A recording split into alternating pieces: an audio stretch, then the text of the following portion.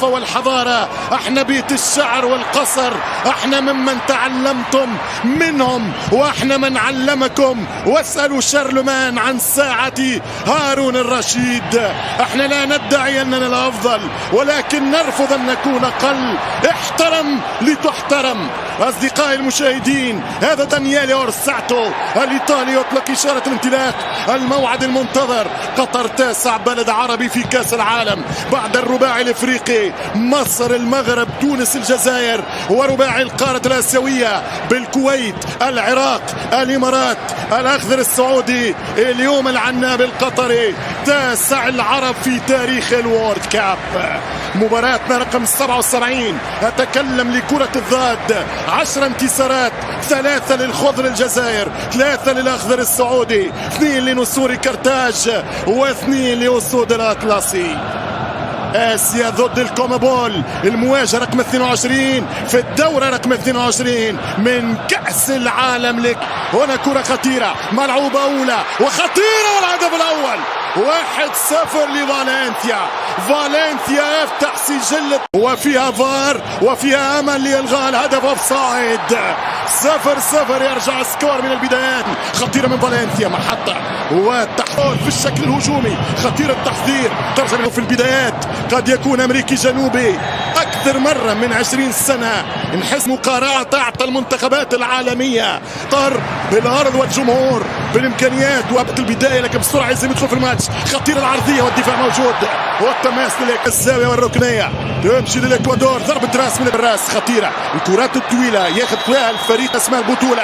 فالنسيا من جديد، فالنسيا ضربه جزاء، ضربه جزاء للفريق الاكوادوري. يتقدم فالنسيا والهدف الاول في المونديال. نفس اللقطه من فالنسيا لمرات، وكتب له ان يكون صاحب هدف الافتتاح في كاس العالم في قطر. نعم، ألغي له هدف بسبب الأكثر مباريات ب 109. خطيرة جدا للإكوادور، خطيرة جدا للإكوادور، فرصة كبيرة للإكوادور، وكرة فيها تسلل، فيها تسلل، وإن شاء الله لاباس للاعب منتخب الإكوادور وللحارس اللي ربحوا ماتشين من 3 في المجموعات.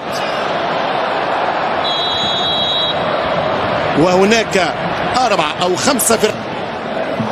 ترجع كرة الإكوادور خطيرة، مشي شوط وكرة عالية، كرة طويلة، ضربة راس، والهدف الثاني من فالنسيا.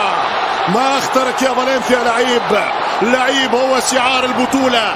كنت أتمنى أن أقولها على عفيف أو المعز علي، ولكن اللعيب هو فالنسيا يا ابن أو المعز علي، ولكن اللعيب هو فالنسيا يا ابن اللعيب. عفيف عبد الكريم حسن الكرة، بيدرو يستخلص كرة، يمشي عفيف، اضغط يا أكرم. فاهم الجو أنه إذا منتخب قطر مدجج بالأنصار وفي أرضه، إذا من الأطراف فالنسيا يلعب الهاتريك، والدفاع أكرم عفيف، أكرم الجول. هذه الدقائق في محاولة وفي خطأ، لا ضربة مرمى.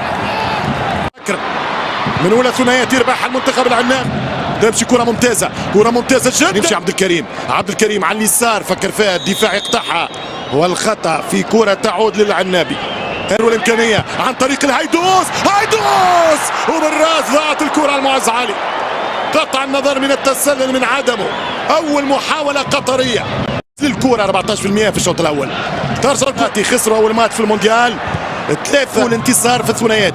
شوف لي دويل ثم امريكا وكاس اسيا.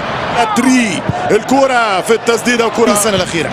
المحاولة خطيرة والثلاثية قريبة، والكرة في الدير والكرة قريبة والثلاثية يفسخها سعد الشيب بامتياز. برافو سعد يفسخ ثلاثية الإكوادور. استعادتها في فاول لي بعد 86 بالراس ممتازة، والخطورة ترجع على مرمى جالينديز.